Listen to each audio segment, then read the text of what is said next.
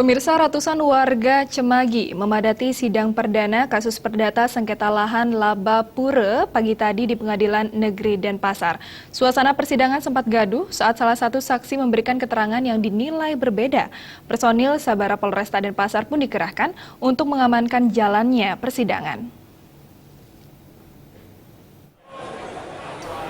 Ratusan warga desa adat Cemagi memadati salah satu ruang sidang di Pengadilan Negeri Denpasar. Mereka juga berusaha menyaksikan jalannya persidangan dari luar ruangan melalui jendela. Agenda sidang perdana kasus sengketa lahan Laba Pura Desa Adat Cemagi seluas 60 are tersebut adalah mendengarkan keterangan saksi.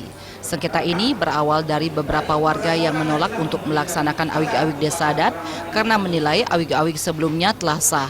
Sengketa semakin meruncing saat pihak desa adat membangun pura pusat dan pura desa, padahal tanah Laba Pura masih dipertahankan oleh pihak penggugat.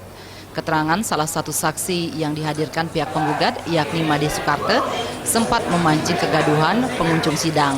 Petugas pun terpaksa mengawal saksi bersama kuasa hukum penggugat untuk mengantisipasi reaksi warga.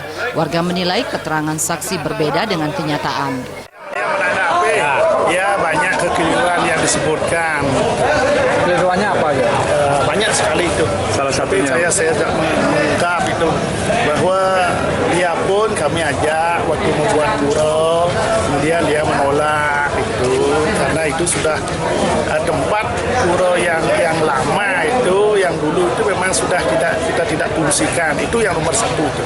Sementara itu, kuasa hukum penggugat menyatakan kedatangan warga cukup mengintimidasi pihaknya, terutama saksi yang dihadirkan. Adat ya, jadi memang dari pihak tergugat itu mendatangkan warganya yang sedemikian banyak, yang kami nilai itu hanya untuk mendaunkan para saksi yang kami ajukan.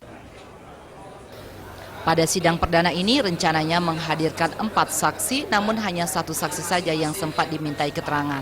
Sidang akan dilanjutkan pekan depan dengan agenda mendengarkan keterangan saksi. Wirawan dan Kadek Suantara, Bali 3.